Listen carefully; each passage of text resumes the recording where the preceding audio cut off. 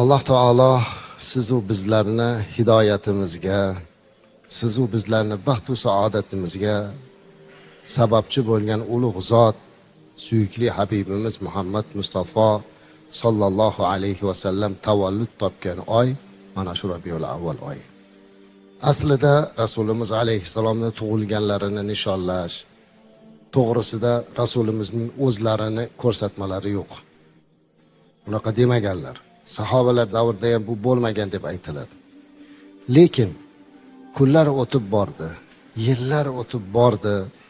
Odamlar Rasululloh sallallohu alayhi va sallamdan uzoqlasha boshladik.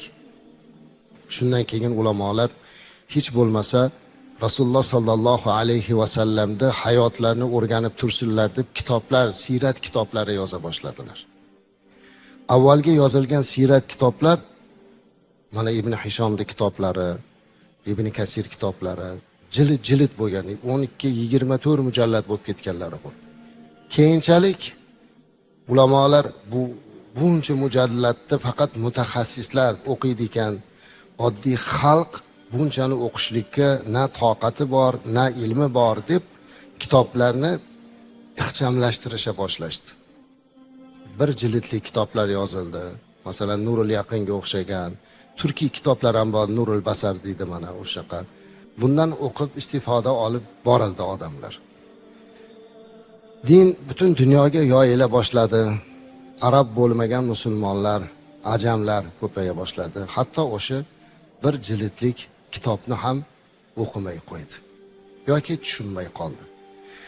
Shundan keyin ulamolar aytdilarki, o'sha xalifalik Bag'dodga ko'chgan paytlarda bu hech bo'lmasa Rabiul Avval oylarida, payg'ambarimiz alayhisalom tug'ilgan oylarida odamlarni Rasulimiz alayhissalomga bo'lgan muhabbatini, siyratni o'rganishga bo'lgan ilmni kuchaytirish maqsadida bir shunaqa bir mavlidlar o'tkazishlik, ilmiy majlislar qilishlikni ixtiyor qilishdilar.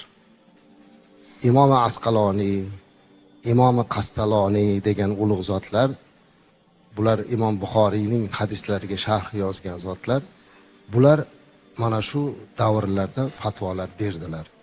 Imom Suyuti fatvo berdilar. Va natijada mana shu Rabiul Avvalni payg'ambarimiz alayhissalomni eslash oyiga aylantirildi.